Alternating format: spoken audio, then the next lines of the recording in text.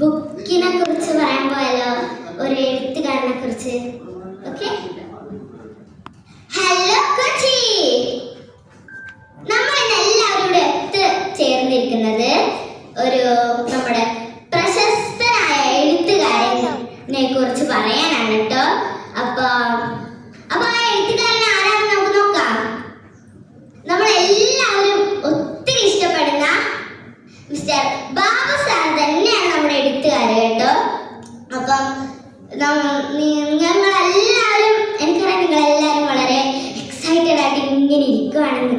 എന്താ സംഭവിക്കാവണല്ലേ ഞാനും. അപ്പം നമുക്ക് ആദ്യം തന്നെ ആ ബുക്കിനെ കുറിച്ച് കുറച്ച് പറഞ്ഞാലോ. ആ ബുക്ക് എന്ന് പറയുന്നല്ലോ ഭയങ്കര ഇൻട്രസ്റ്റിംഗ് ആയ ഒന്നാണ് കേട്ടോ. നിങ്ങൾ വായിച്ചാൽ അതിൽ എപ്പോഴും വായിച്ചുകൊണ്ടിരിക്കണം എന്ന് തോന്നിപ്പോവും. അങ്ങനെ ഭയങ്കര ഇൻട്രസ്റ്റിംഗ് ആയ ഒരു ബുക്കാണ് ഞങ്ങളുടെ സ്വന്തം ബാബു സാർ എഴുതിയിരിക്കണത്. ബാബു സാർ എന്ന് പറയുമ്പോൾ തന്നെ നിങ്ങൾക്ക് എല്ലാവർക്കും മനസ്സിലാവുന്ന പറഞ്ഞാൽ ഒരു അടിപൊളി കഥ തന്നെയായിരിക്കും എന്ന് എല്ലാവർക്കും അറിയായിരിക്കും അല്ലേ. എനിക്കും ഭയങ്കര ആകാംക്ഷയാണ് കേട്ടോ അതൊക്കെ വായിക്കാൻ വേണ്ടിയിട്ട്. നല്ലൊരു ബുക്കാണ്, നിങ്ങൾ എല്ലാവരും എന്തായാലും വായിക്കണം. അപ്പൊ നമുക്ക് ആദ്യം തന്നെ ബാബു സാറിന്റെ 2 വാക്കുകൾ കേട്ടാലോ. Welcome sir. നല്ല വാക്കുകളായിരുന്നു കേട്ടോ. എല്ലാവർക്കും ഈ ഒരു സാർ ഒരു ചെറിയൊരു ഇത് പറഞ്ഞപ്പോഴേക്കും നിങ്ങൾക്ക് കഥ എന്താണെന്ന് മനസ്സിലായിട്ടുണ്ടാവില്ലേ ചേട്ടൻ. എന്നാലും എല്ലാവരും വായിക്കണം കേട്ടോ, എല്ലാവരും മറന്നു വരുതേ. നല്ലൊരു കഥ തന്നെയാണ്.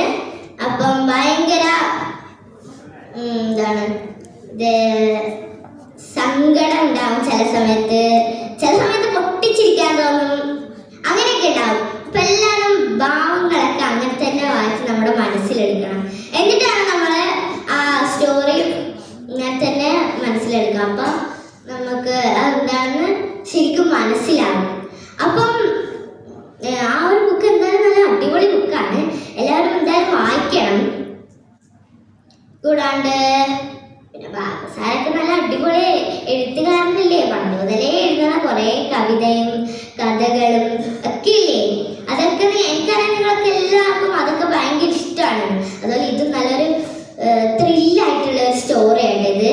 അപ്പൊ നിങ്ങൾ എല്ലാവരും വായിക്കണം.